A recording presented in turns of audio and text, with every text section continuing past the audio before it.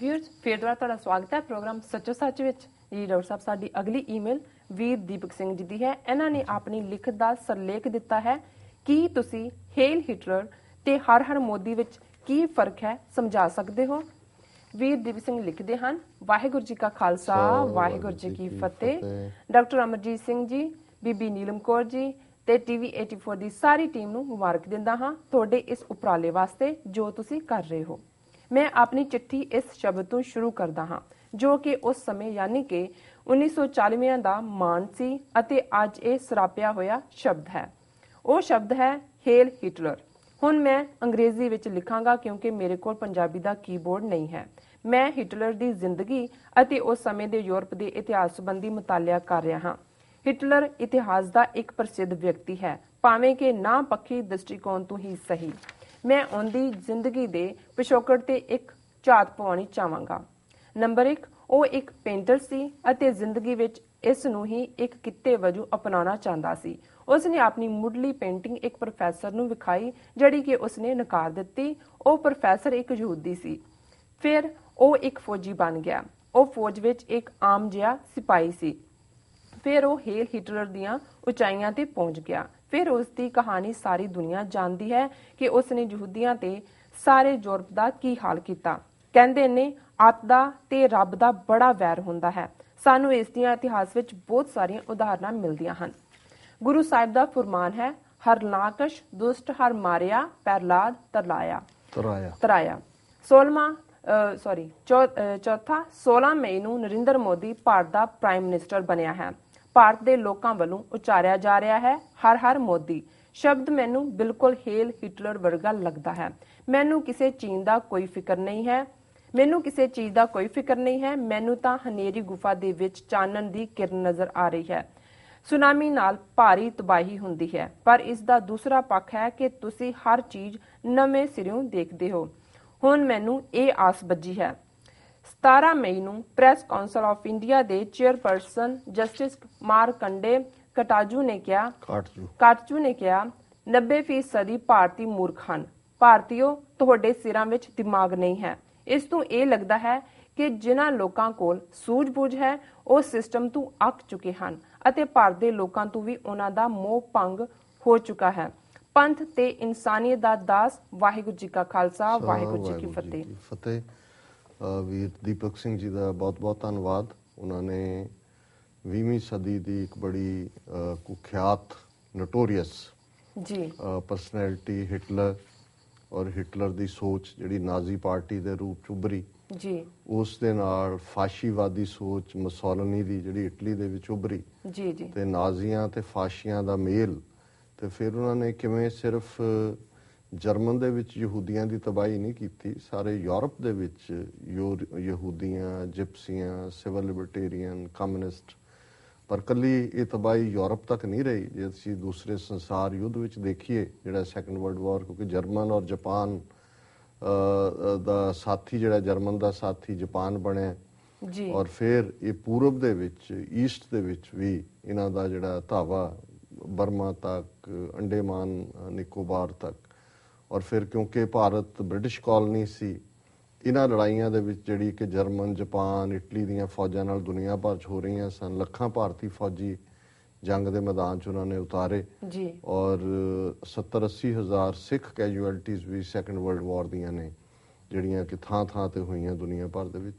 जिथे जिथे भी अंग्रेजी फौज गई, पंजाबी मुसलमान भी बहुत वड्डी गिणती दे विच मरे क्योंकि वो भी ब्रिटिश उस आर्मी का हिस्सा सी। सो ये जी तबाही है जी हेल हिटलर तो शुरू हुई। उन्होंने बड़े बरीफ के हिटलर का ओरीजन दस्या क्योंकि देखो ये जोड़े तानाशाह लोग होंगे ने जां डिकटेटर बनते ने जां इंदिरा गांधी और अज नरेंद्र मोदी, इन्हां दे विच किते ना किते एहसासे कमतरी हुंदा है, इनफीरियॉरिटी कॉम्पलैक्स हुंदा है। किते ना किते इन्हां दा बचपन जिहड़ा है वो ट्रबलसम हुंदा है, उहनूं उहदे च संतुष्टता नहीं हुंदी। किते ना किते इन्हां दे विच मैंटल इलनेस हुंदी है, मैंटल सिकनेस हुंदी है। और इसे लिए बहुत बार हुण तां साइकोलॉजी दा फील्ड एडवांस होया है, वो हर एक दा लीडर दा वो प्रोफाइल देखना चाहुंदे हुंदे ने भी उहदा बचपन किवें गुजरिया, उहदी परवरिश किस माहौल दे विच होई। वो बेशक सदाम हुसैन वर्गे होण जां ਗਦਾਫੀ ਵਰਗੇ ਹੋਣ, ਜਾਂ ਖਾਸ ਤੌਰ ਤੇ ਯੁਗਾਂਡਾ ਦਾ ਈਦੀ ਅਮੀਨ ਜਿਹੜਾ ਜਿਹਨੇ ਸਾਰੇ ਕੱਢ ਦਿੱਤੇ ਸੀ 48 ਘੰਟੇ ਦੇ ਵਿੱਚ, ਔਰ ਫਿਰ ਜਿਹੜਾ ਉਹਦੀਆਂ ਖਾਣ ਦੀਆਂ ਕੀ ਆਦਤਾਂ ਸੀ, ਜੀਣ ਦੀਆਂ ਕੀ ਸੀ, ਈਵਨ ਉਹਦੇ ਬਾਰੇ ਇਹ ਰਿਹਾ ਪਤਾ ਨਹੀਂ ਸਟੋਰੀਜ਼ ਨੇ ਅਸਲ ਹੈ ਵੀ ਉਹ ਈਵਨ ਹਿਊਮਨ ਫਲੈਸ਼ ਵੀ ਖਾਂਦਾ ਸੀ ਜੀ। ਸੋ ਇਹ ਜਿਹੜੇ ਸਾਰੇ ਨੇ ਕੁੱਲ ਮਿਲਾ ਕੇ ਇਹ ਜਿਹੜੀ ਹੈ ਬਿਮਾਰ ਜ਼ਹਿਨੀਅਤ, ਬਿਮਾਰ ਆਲਾ ਦੁਆਲਾ ਔਰ ਬਿਮਾਰੀ, ਇਹ ਮੈਂਟਲ ਸਿਕਨੈਸ, ਇਸ ਦਾ ਮੇਲ ਹੁੰਦੇ ਨੇ ਜੀ। ਸੋ ਹਿਟਲਰ ਜਿਹੜਾ ਉਹ ਅਹਿਸਾਸੇ ਕਮਤਰੀ ਦਾ ਸ਼ਿਕਾਰ ਸੀ ਬੇਸ਼ੱਕ, ਕਿਉਂਕਿ ਯਹੂਦੀ ਐਜੂਕੇਸ਼ਨ ਵਾਈਜ਼ ਹਮੇਸ਼ਾ ਹੀ, ਕਿਉਂਕਿ ਉਹਨਾਂ ਕੋਲ ਨੇਸ਼ਨ ਤਾਂ ਰਿਹਾ ਨਹੀਂ ਸੀ, ਫਿਰ ਵਿਦਿਆ ਦੇ ਵਿੱਚ ਉਹ ਵਕੀਲ ਹੋਣ, ਕਾਢਾਂ ਹੋਣ, ਸਾਇੰਸਦਾਨ ਹੋਣ, ਬਹੁਤੇ ਉਹਨਾਂ ਚੋਂ ਆਏ। ਸੋ ਜ਼ਾਹਰ ਹੈ ਜਿਵੇਂ ਉਹਨਾਂ ਨੇ ਉਹਦੇ ਪੇਂਟਰ ਬੇਸ ਦੀ ਗੱਲ ਕੀਤੀ ਹੈ ਕਿ ਯਹੂਦੀ ਪ੍ਰੋਫੈਸਰ ਨੇ ਉਹਨੂੰ ਨਕਾਰਿਆ, ਉਹਦੇ ਅੰਦਰ ਬਜਾਏ ਕਿ ਉਹਦੇ 'ਚ ਉਹ ਆਪਣੇ ਕਮਜ਼ੋਰੀ ਨੂੰ ਦੂਰ ਕਰਦਾ ਹੈ ਕਿ ਆਪਣੇ ਆਪ ਨੂੰ ਬਿਹਤਰ ਬਣਾਉਂਦਾ ਉਹਦੇ ਪ੍ਰਤੀ ਕਿ ਭਈ ਇਹ ਇੱਕ ਰੇਸ਼ੀਅਲ ਹੇਟਡ ਆਈ।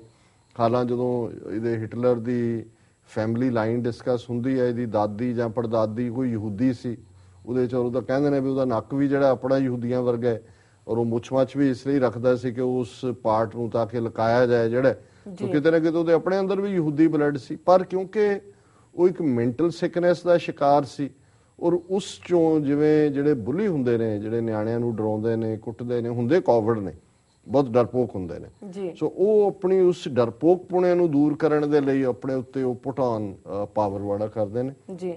ਸੋ ਹੇਲ ਹਿਟਲਰ ਜਿਹੜਾ ਉਹਨਾਂ ਦਾ ਸਲੂਟ ਦਾ ਤਰੀਕਾ ਵੀ ਸੀ, ਉਹਦਾ ਮਤਲਬ ਹਿਟਲਰ ਦੀ ਜੈ, ਹੇਲ ਹੇਲ ਇਹੀ ਹੁੰਦਾ, ਜੈ ਜੈ, ਜਿਹਨੂੰ ਹਰ ਹਰ ਮੋਦੀ ਇਵੇਂ ਹੀ ਹੈ ਵੀ ਉਹ ਬਿਲਕੁਲ ਹੇਲ ਹਿਟਲਰ, ਹਰ ਹਰ ਮੋਦੀ ਦਾ ਮਤਲਬ ਇੱਕੋ ਹੀ ਹੈ। ਸੋ ਉਹਦੇ 'ਚ ਵੀ ਜਿਹੜੀਆਂ ਡਿਕਟੇਟਰਸ਼ਿਪਸ ਨੇ, ਸਾਰਾ ਫੋਕਸ ਇੱਕ ਬੰਦੇ ਦੇ ਉੱਤੇ ਹੁੰਦਾ, ਉਹਨੂੰ ਉਭਾਰਿਆ ਜਾਂਦਾ, ਉਹਦੇ ਹੁਕਮਾਂ ਦੇ ਥੱਲੇ ਨੇਸ਼ਨ ਚੱਲਦਾ। ਤੇ ਜੇ ਤੁਸੀਂ ਇਸ ਇਲੈਕਸ਼ਨ ਕੈਂਪੇਨ ਨੂੰ ਦੇਖੋ ਜਿਹੜੀ ਕਿ ਚਲਾਈ ਗਈ, ਉਹ ਬੇਸ਼ੱਕ ਨੀਤੀਆਂ ਆਰਐਸਐਸ ਦੀਆਂ ਨੇ, ਹਿੰਦੂਤਵਾਦੀਆਂ ਨੇ, ਪਰ ਨੀਤੀਆਂ ਪਿੱਛੇ ਰਹਿ ਗਈਆਂ। ਔਰ ਮੋਦੀ ਮੋਦੀ ਨਮੋ ਨਮੋ, ਜਿਵੇਂ ਇਸ ਨੇ ਕਿਹਾ ਸੀ ਨਰਿੰਦਰ ਮੋਦੀ, ਨਰਿੰਦਰ ਉਹਦਾ ਨਰਿੰਦਰ ਦਾ ਫਸਟ ਵਰਡ ਐਨ ਹੈ, ਮੋਦੀ ਦਾ ਐਮ ਹੈ, ਤੇ ਨਮੋ ਨਮੋ ਹੁੰਦਾ ਸੈਲੂਟ ਸੈਲੂਟ। ਸੋ ਹੇਲ ਹੇਲ ਹੀ ਹੈ, ਨਮੋ ਮੋਦੀ, ਨਮੋ ਨਮੋ। ਸੋ ਨਮੋ ਨਮੋ ਹੀ ਜਪਾਇਆ ਗਿਆ ਇੱਕ ਸਿਰੇ ਤੋਂ ਦੂਜੇ ਸਿਰੇ ਤੱਕ, ਔਰ ਉਭਾਰਿਆ ਵੀ ਉਸ ਤਰੀਕੇ ਦੇ ਨਾਲ ਹੀ ਗਿਆ ਜਿਵੇਂ ਹਿਟਲਰ ਦੇ ਵੇਲੇ, ਹਿਟਲਰ ਦੇ ਪਾਵਰ 'ਚ ਆਉਣ ਤੋਂ ਪਹਿਲਾਂ ਇਕਨੋਮੀ ਜਰਮਨ ਦੀ ਥੱਲੇ ਚਲੀ ਗਈ ਸੀ, ਲੋਕਾਂ ਦੇ ਵਿੱਚ ਸਿਸਟਮ ਨਾਲ ਫੇਥ ਨਹੀਂ ਸੀ ਸਿਸਟਮ ਪ੍ਰਤੀ, ਕਾਂਗਰਸ ਦੇ ਜਿਵੇਂ ਕਰਪਸ਼ਨ ਦੇ ਸਕੈਂਡਲ ਆਏ, ਜਿਵੇਂ ਬਿਲਕੁਲ ਡੀਮੋਰਲਾਈਜ਼ ਸੀ। ਔਰ ਇਹ ਹਿਟਲਰ ਹੋਏ ਜਾਂ ਦੂਜੇ ਡਿਕਟੇਟਰ ਹੋਣ, ਮੁਸੋਲਿਨੀ ਹੋਏ ਜਾਂ ਮੋਦੀ ਹੋਏ, ਆਉਂਦੇ ਹੀ ਉਸ ਪੀਰੀਅਡ ਨੇ ਜਦੋਂ ਲੋਕਾਂ ਦੀ ਜਜਮੈਂਟਲ ਸੈਂਸ ਵੀ ਕਮਜ਼ੋਰ ਹੋ ਜਾਂਦੀ ਹੈ, ਕਿਉਂਕਿ ਚਾਰਜ ਫਿਰ ਇੱਕ ਫਰਸਟ੍ਰੇਸ਼ਨ ਹੁੰਦੀ ਹੈ, ਫਿਰ ਉਹਨਾਂ ਨੂੰ ਉਭਾਰਿਆ ਜਾਂਦਾ ਹੈ ਬਹੁਤ ਲਾਰਜਰ ਦੈਨ ਲਾਈਫ। ਜਿਵੇਂ ਕਾਰਪੋਰੇਟ ਇੰਡੀਆ ਮੋਦੀ ਦੇ ਪਿੱਛੇ ਖਲੋਤਾ, 50,000 ਕਰੋੜ ਖਰਚ ਕੀਤਾ ਚੋਣਾਂ ਤੇ, ਜਿਵੇਂ 4-4 ਚੋਣ ਰੈਲੀਆਂ ਹੋ ਰਹੀਆਂ, ਸ਼ਾਮ ਨੂੰ ਅਹਿਮਦਾਬਾਦ ਆ ਰਿਹਾ, ਸਾਰਾ ਮੀਡੀਆ ਦੇ ਉੱਤੇ ਖਬਰ ਹੀ ਹੋਰ ਕੋਈ ਨਹੀਂ ਹੈ। ਸੋ ਇਹਦਾ ਜਿਹੜਾ ਪੈਟਰਨ ਹੈ, ਰੇਜ਼ਿੰਗ ਪੈਟਰਨ, ਔਰ ਅਸੀਂ ਚਲੋ ਇਸ ਵੀਰ ਨੇ ਤਾਂ ਹੁਣ ਸਾਨੂੰ ਇਸ ਵੇਰਵੇ ਦੇ ਨਾਲ ਸਾਡੇ ਦਰਸ਼ਕਾਂ ਨੂੰ ਐਨਰਿਚ ਕੀਤਾ। ਅਸੀਂ ਤਾਂ ਹਮੇਸ਼ਾ ਹੀ ਕਿਹਾ ਵੀ ਮੋਦੀ ਹਿਟਲਰ ਇਨ ਦਾ ਮੇਕਿੰਗ ਹੈ, ਸਾਰੇ ਪੈਟਰਨ ਵੀ ਉਹੀ ਨੇ। ਔਰ ਇਸ ਤੋਂ ਵੀ ਜੇ ਬਿਯੋਂਡ ਜਾਈਏ, ਈਵਨ ਆਰਐਸਐਸ ਦਾ ਜਨਮ ਹੀ ਨਾਜ਼ੀ ਵਿਚਾਰਧਾਰਾ 'ਚ ਹੋਇਆ, ਔਰ ਇਹ ਗੋਲਵਲਕਰ ਜਿਹੜਾ ਇਹਨਾਂ ਦਾ ਫਾਊਂਡਿੰਗ ਫਾਦਰ ਸੀ ਇਹਨਾਂ ਦੀ ਆਰਐਸਐਸ ਦਾ, ਹੈਡਗਵੇਅਰ ਤੋਂ ਬਾਅਦ, ਉਹਨੇ ਕਈ ਥਾਂ ਕਿਹਾ ਵੀ ਜਿਹੜਾ ਫਾਈਨਲ ਸੋਲੂਸ਼ਨ ਹਿਟਲਰ ਨੇ ਯਹੂਦੀਆਂ ਦਾ ਕੀਤਾ, ਇਹੀ ਭਾਰਤ ਦੇ ਵਿੱਚ ਮੁਸਲਮਾਨਾਂ ਦਾ ਜਿਹੜਾ ਉਹ ਹੱਲ ਹੈ। ਸੋ ਬਿਲਕੁਲ ਉਸੇ ਲਾਈਨ ਦੇ ਉੱਤੇ ਜਾ ਰਿਹਾ ਹੈ। ਔਰ ਜਿਹੜੀ ਗੱਲ ਉਹਨਾਂ ਨੇ ਅਖੀਰ ਦੇ ਵਿੱਚ ਜਸਟਿਸ ਕਾਟਜੂ ਨੂੰ, ਜਿਹੜਾ ਕਿ ਬੜਾ press council of India the chairman ਹੈ, ਬਟ ਬੜਾ ਵੋਕਲ ਹੈ ਗੱਲ ਕਹਿਣ, ਉਹਨੇ ਕਿਹਾ ਵੀ 90% ਆਫ ਇੰਡੀਅਨਸ ਆਰ ਇਡੀਅਟਸ, ਇਹ ਗਧੇ ਨੇ। ਔਰ ਨਾਲ ਹੀ ਉਹਨੇ ਕਿਹਾ ਕਿ ਜੀ ਇਹ ਤਾਂ no hope, the whole system is like that. So ਇਹ ਸ਼ੋਅ ਕਰਦਾ ਹੈ ਵੀ ਅਲਟੀਮੇਟਲੀ ਉਹਨਾਂ ਦਾ ਜਿਹੜਾ ਸੰਵੇਦਨਸ਼ੀਲ ਥੋੜਾ ਬਹੁਤ ਤਬਕਾ ਹੈ, ਉਹ ਮਹਿਸੂਸ ਕਰਦਾ ਵੀ ਇਹ ਡੁਬੋਏਗਾ ਦੇਸ਼ ਨੂੰ। ਕਿਸੇ ਵੀ ਦੇਸ਼ ਨੂੰ ਤੋੜਨ ਦੇ ਲਈ ਇੱਕ ਹਿਟਲਰ ਚਾਹੀਦਾ, ਜਰਮਨ ਨੂੰ ਤੋੜਨ ਲਈ ਹਿਟਲਰ ਚਾਹੀਦਾ ਸੀ, ਫਿਰ ਕਿਵੇਂ ਜਰਮਨ ਟੁੱਟਿਆ, ਹਿਟਲਰ ਦਾ ਆਪਣਾ ਅੰਤ ਤਾਂ ਜੋ ਹੋਇਆ ਹੀ ਹੋਇਆ, ਜੋ ਮੋਦੀ ਦਾ ਵੀ ਅਲਟੀਮੇਟਲੀ ਹੋਣਾ।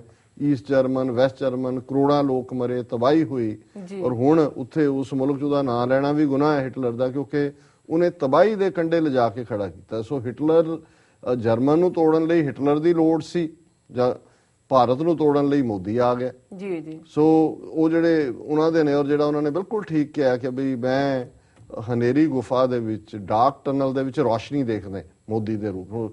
ਰੋਸ਼ਨੀ ਤਾਂ ਇਹੀ ਹੈ ਕਿ ਵੀ ਇਹ ਲਿਆਂਦਾ ਹੈ ਬਾਂਦਰ, ਇਹ ਅੱਗ ਲਾਏਗਾ, ਮਾਚਸ ਇਹਦੇ ਕੋਲ ਹੈ, ਹੋਰ ਬਾਂਦਰ ਨੂੰ ਕੀ ਚਾਹੀਦਾ ਉਹਨੂੰ। ਉਹ ਫੜਾ ਦਿੱਤੀ ਲੋਕਾਂ ਨੇ ਮਾਚਸ ਵੀ ਅੱਗ ਲਾ, ਫਿਰ ਅੱਗ ਲਾ ਕੇ ਜਿਹੜਾ ਉਹਦਾ ਕੀ ਹੁੰਦਾ ਹੈ, ਮੁਲਕ ਤਬਾਹ ਹੁੰਦੇ ਨੇ। ਸੋ ਕੁੱਲ ਮਿਲਾ ਕੇ ਜਿਹੜੀ ਇਹ ਲਾਈਨ ਹੈ, ਔਰ ਇਕੱਲੀ ਇਹ ਗੱਲ ਨਹੀਂ ਹੈ ਜਿਹੜੀ ਜਦੋਂ ਅਸੀਂ ਇਵਨ ਪਾਰਲੀਮੈਂਟ ਦੀ ਕੰਪੋਜੀਸ਼ਨ ਦੇਖਦੇ ਹਾਂ, ਔਰ ਇਹ ਗੱਲ 2 ਦਿਨ ਬਾਅਦ ਹੀ ਇੰਡੀਅਨ ਮੀਡੀਆ ਨੇ ਵੀ ਉਹਨਾਂ ਨੂੰ ਚੁੱਕਣਾ ਪਿਆ, ਕਿਉਂਕਿ ਖਬਰ ਇਹ ਸਾਹਮਣੇ ਆਈ ਕਿ ਜਿਹੜੀ ਭਾਰਤ ਦੀ ਪਾਰਲੀਮੈਂਟ ਦੇ ਵਿੱਚ ਮੈਂਬਰ ਪਾਰਲੀਮੈਂਟ ਬਣੇ ਨੇ, ਉਹਨਾਂ ਚੋਂ 1/3 ਜਿਹੜੇ ਨੇ 34% ਕ੍ਰਿਮੀਨਲ ਬੈਕਗ੍ਰਾਉਂਡ ਦੇ ਨੇ। ਕ੍ਰਿਮੀਨਲ ਵੀ ਉਹ ਜਿਨ੍ਹਾਂ ਦੇ ਉੱਤੇ ਕਤਲ ਦੇ ਕੇਸ ਨੇ, ਜਿਨ੍ਹਾਂ ਦੇ ਉੱਤੇ ਰੇਪ ਦੇ ਕੇਸ ਨੇ, ਜਬਰ ਜਨਾਹ ਦੇ। ਔਰ ਉਹਦੇ ਨੰਬਰ ਜਿਹੜੇ ਨੇ, ਕਿਉਂਕਿ 541 ਕੈਂਡੀਡੇਟ ਜਿੱਤੇ ਨੇ, ਔਰ ਇਹ ਨੈਸ਼ਨਲ ਇਲੈਕਸ਼ਨ ਵਾਚ ਨੇ ਫਿਗਰ ਦਿੱਤੀ ਹੈ ਕਿ ਉਹਨਾਂ ਚੋਂ 186 ਮੈਂਬਰ ਪਾਰਲੀਮੈਂਟ 541 ਚੋਂ 186 ਜਿਹੜਾ 34% ਬਣਦਾ ਹੈ, ਉਹ ਜਿਹੜੇ ਨੇ ਉਹਨਾਂ ਦੇ ਖਿਲਾਫ ਕ੍ਰਿਮੀਨਲ ਕੇਸ ਨੇ। ਉਹ ਸਾਰੇ ਕ੍ਰਿਮੀਨਲ ਨੇ, ਅਪਰਾਧੀ ਨੇ। ਹੁਣ 1/3 ਕ੍ਰਿਮੀਨਲ ਜਿਹੜੇ ਨੇ ਉਹ ਦੇਸ਼ ਦਾ ਕਾਨੂੰਨ ਬਣਾਉਣਗੇ। ਹੁਣ ਕ੍ਰਿਮੀਨਲ ਜਿਹੜਾ ਹੈ, ਤੁਸੀਂ ਕ੍ਰਿਮੀਨਲ ਮਾਈਂਡਸੈਟ ਹੁੰਦਾ ਹੈ ਕ੍ਰਿਮੀਨਲ, ਹੋਰ ਕ੍ਰਾਈਮ ਤਾਂ ਜੋ ਹੁੰਦਾ ਹੀ ਹੈ। ਸੋ ਉਤੋਂ ਅੰਦਾਜ਼ਾ ਲਾ ਲਓ ਵੀ ਇਟਸ ਨਾਟ ਓਨਲੀ ਕਿ ਵੀ ਇਹ ਹਿੰਦੂਤਵਾ ਦਾ ਜਿਹੜਾ ਜਨੂਨ ਹੈ ਇਹ ਸਿਰ ਚੜ੍ਹ ਕੇ ਬੋਲੇਗਾ, ਇਹ ਅਪਰਾਧੀ ਔਰ ਅਪਰਾਧੀਆਂ ਦਾ ਸਰਗਣਾ ਇੱਕ ਵੱਡਾ ਕ੍ਰਿਮੀਨਲ, ਹਜ਼ਾਰਾਂ ਜਿਹੜਾ ਲੋਕਾਂ ਦਾ ਕਾਤਲ, ਉਹ ਵੱਡੀ ਕੁਰਸੀ ਤੇ ਬੈਠੇ। ਬਾਕੀ ਸਾਰੀ ਪਾਰਲੀਮੈਂਟ ਦੇ ਵਿੱਚ ਕ੍ਰਿਮੀਨਲ ਜਿਹੜੇ ਨੇ ਖਿਲ ਰਹੇ ਹੋਏ ਨੇ। ਪਿੱਛੇ ਨਾਗਪੁਰ ਦੇ ਵਿੱਚ ਉਹ ਲੋਕ, ਔਰ ਇਹ ਜਿਹੜੀ RSS ਤੋਂ ਹੁਣ ਗਾਈਡਲਾਈਨ ਲੈ ਰਿਹਾ, ਇਸ 67 ਸਾਲ ਦੇ ਭਾਰਤ ਦੇ ਇਤਿਹਾਸ 3 ਵਾਰ ਇਹ RSS ਜਥੇਬੰਦੀ ਤੇ ਬੈਨ ਲੱਗਿਆ, ਪਾਬੰਦੀ ਲੱਗੀ ਜੀ। ਗਾਂਧੀ ਦੇ ਕਤਲ ਲਈ ਇਹਨਾਂ ਨੂੰ ਦੋਸ਼ੀ ਠਹਿਰਾਇਆ ਗਿਆ, ਪਟੇਲ ਨੇ ਪਾਬੰਦੀ ਲਾਈ। ਐਮਰਜੈਂਸੀ ਦੇ ਵੇਲੇ ਇਹਨਾਂ ਦੇ ਉੱਤੇ ਪਾਬੰਦੀ ਲੱਗੀ। ਇੱਕ ਵਾਰ ਫੇਰ ਸ਼ਾਇਦ ਬਾਬਰੀ ਮਸਜਿਦ ਢਾਣ ਤੋਂ ਬਾਅਦ ਫੇਰ RSS ਤੇ ਪਾਬੰਦੀ ਲੱਗੀ ਜੀ। ਹੁਣ 3 ਵਾਰ 67 ਸਾਲ ਦੀ ਹਿਸਟਰੀ 'ਚ ਪਾਬੰਦੀਸ਼ੁਦਾ ਹਿੰਦੂਤਵਾਦੀ ਝੰਡਾ ਬਰਦਾਰ ਕ੍ਰਿਮੀਨਲ 1/3 ਬੈਕਗ੍ਰਾਉਂਡ ਦੇ MPs ਵਾਲੀ ਪਾਰਲੀਮੈਂਟ 'ਚ, ਔਰ ਕ੍ਰਿਮੀਨਲਸ ਦਾ ਸਰਦਾਰ ਮੋਦੀ ਜਿਹੜਾ ਉਹ ਭਾਰਤ ਨੂੰ ਲੀਡ ਕਰੇਗਾ। ਸੋ ਇਹ light at the end of the dark tunnel ਨਹੀਂ ਤਾਂ ਹੋਰ ਕੀ ਹੈ। ਇਹ ਸੱਚਮੁੱਚ ਹੀ ਰੋਸ਼ਨੀ ਹੈ। ਔਰ ਹੇਲ ਹਿਟਲਰ ਕਹੋ ਜਰਮਨ ਵਾਲਿਆਂ ਨੂੰ, ਅੱਜ ਕਹੋ ਹੇਲ ਹਿਟਲਰ, ਹੋਵਾਂਗੇ ਮਰਵਾਤਾ। ਹੁਣ ਅੱਜ ਇਹ ਨਮੋ ਕਰ ਰਹੇ ਨੇ, ਮੋਦੀ ਕਰ ਰਹੇ ਨੇ। ਇਹੀ ਜਿਹੜੇ ਨੇ ਇਹਦਾ ਨਾਂ ਲੈ ਕੇ ਵੀ ਜੇ ਕਹਿਣਗੇ ਕਿ ਜੀ ਇਹਨੇ ਤਬਾਹ ਕਰ ਦਿੱਤਾ ਸਾਨੂੰ ਜੀ। ਸੋ ਇਹ ਦੇਸ਼ ਦੀ ਅਖੰਡ ਭਾਰਤ ਤਾਂ ਇਹਨਾਂ ਨੂੰ ਕੀ ਮਿਲਣਾ?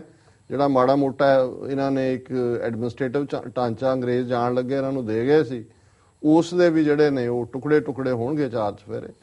ਸੋ ਹੇਲ ਮੋਦੀ ਜ਼ਰੂਰ ਕਰੋ ਭਾਈ ਇਹਨੂੰ, ਇਹ ਤਾਂ ਵਾਕਿਆ ਹੀ ਰੋਸ਼ਨੀ ਬਣ ਕੇ ਆਏਗਾ। ਜੀ ਡਾਕਟਰ ਸਾਹਿਬ, ਤੁਹਾਡਾ ਬਹੁਤ ਬਹੁਤ ਧੰਨਵਾਦ। ਤੁਸੀਂ ਆਪਣੇ ਵਿਚਾਰ ਸਾਡੇ ਦਰਸ਼ਕਾਂ ਨਾਲ ਸਾਂਝੇ ਕੀਤੇ। ਇਸ ਦੇ ਨਾਲ ਲੈਣੇ ਆ ਬ੍ਰੇਕ। ਵੀਅਰਸ ਤੁਸੀਂ ਸਾਡੇ ਨਾਲ ਇਸ ਤਰ੍ਹਾਂ ਜੁੜੇ ਰਹੋ। ਮਿਲਦੇ ਹਾਂ ਛੋਟੇ ਵਕਫੇ ਤੋਂ ਬਾਅਦ।